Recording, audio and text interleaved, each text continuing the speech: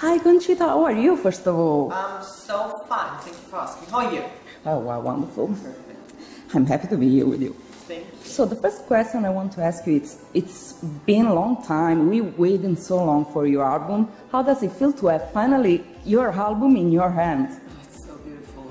You know, it's such an incredible feeling because it's my first record, it's my first album, and it is obviously a huge milestone in my musical career to release my first album.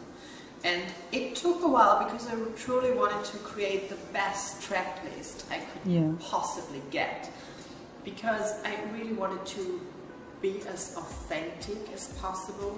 And I created this record in a very selfish way because I really wanted to entertain myself in the first place, because I think for me it just works the moment I'm really authentic in what I do, you know.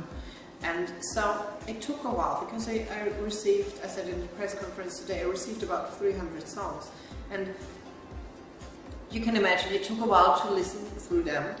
And on the other hand, then you create like this track list where you think, okay, this song is great and this one, and then you try out, and then you go into the studio and then you find out, oh, that doesn't really fit me. So you know, you really have to readjust all the time. And that's a long process, and that's why it took almost a year actually to get it done. I've listened to your album. First of all, what a voice! Yeah, I have to tell you. And then we have so many genres in this album. There is some dance, some pop. You said that it's you because you have so many faces. So, but I want to ask you, if you have to pick one of your songs, the one you feel closer to you. Can you choose one? So difficult. That's so difficult. But I think, and I know it's a boring answer, but I think it will be Rise Like a Phoenix, because obviously this song changed my life, you know. And back then I made this decision. I had like 5 songs to probably become the Eurovision song. And 2 months or even just 1 month before the deadline to send in the final song, I heard Rise Like a Phoenix for the first time. And then I said, okay, I'm sorry, we have to start all over again. And this is what we did. So I would go with Rise Like a Phoenix because obviously it changed my life. And this is the reason why I'm able to even have a record. Yes, so in this album there are no collaboration. I guess it's right because it's Conchita, so it's right, perfect this way.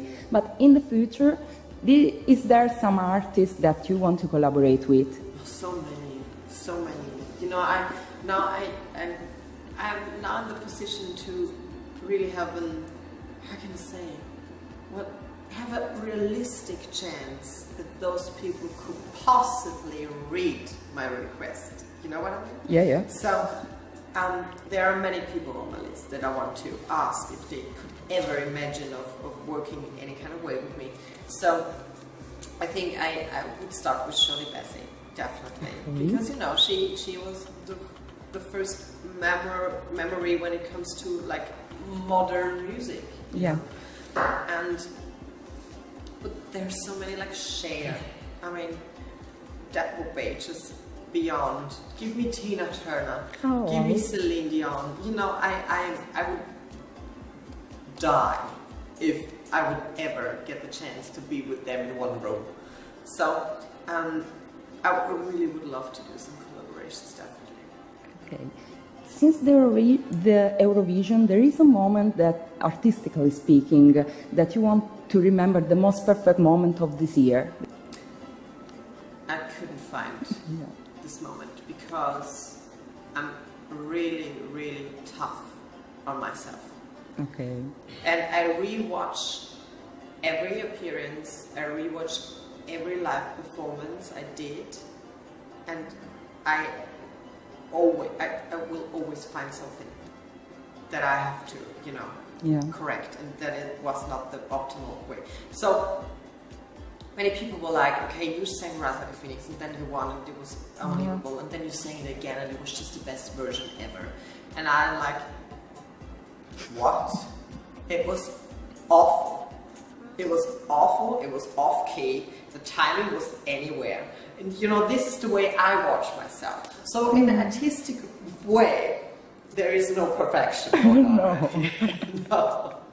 Maybe the time you were in the studio recording your album, I guess it's satisfying. Well, it is satisfying, don't get me wrong, and once I'm on stage I really feel it. And sometimes with the emotions, you know, you slip slightly away. But anyhow, you know, I'm not perfect and we're all human beings, but at the end of the day, perfection is what I want to achieve. So I have to work on myself. It's right. Yeah. So let's talk about your book. It's been difficult for you to tell your story, or it's been easy, I guess? I wouldn't call it difficult because, you know, especially the intense captures in my life, they're now quite a while ago, you know, so I had really enough time to get it done and rethink it and just, you know, get it out of my system. But I have to admit, it was an intense moment to talk about my coming out. It was an intense moment to talk about my school time, you know, when I was a teenager. But at the end of the day, I'm just, you know, I'm not a bitter person. I leave that to the past, and what happened just happened. Get your benefit out of it, if there is one, and become hopefully one day the best version of yourself. And this is the way I saw it. But just talking in such an intense way and really going to those places in my mind was at the end of these 4 days that I told my story to my ghostwriter. It really was a privilege to have like your life discussed one through, and you were able to watch it in one piece. And that, I really learned many things about myself looking back, and that's something that I didn't want to miss out now. So that was great. There is something that you hope a reader, your fan, will say to you after reading the book. That's good. Maybe it's good. Yeah, I learned something. I don't know. Well, I don't know. Probably.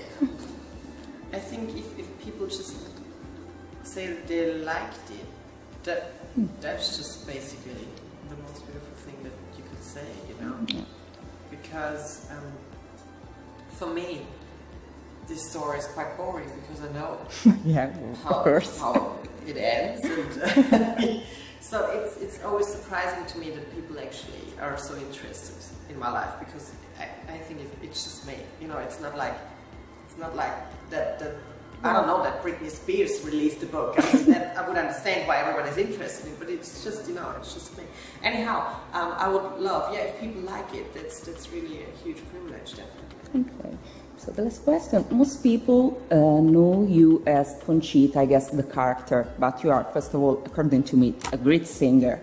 So you feel sometimes, I don't want to say trapped, but do you feel trapped in your character, or in the future you hope people will talk about your voice? Well, I don't really mind. I don't really mind, because at the end of the day, that's all what Conchita is all about, you know. Yeah. Of course, it's my way of expressing my emotions through singing, but I'm also expressing myself with the way I look, and I'm also expressing myself when I give speeches or talk to, you know, as we talked before, to very influential people. And I don't know, I don't really see the problem, because I just enjoy being so colorful, and I just enjoy that people, you know, I have fans, they like my music. I have fans, they love me on the catwalk. I have fans, they love me giving speeches, and this is just such a beautiful thing, that I have so many options to entertain people, that I know. But I do appreciate when somebody says that I have a great voice, definitely. Yeah. Thank you so much. Thank you. Good luck for everything. Thank you so much.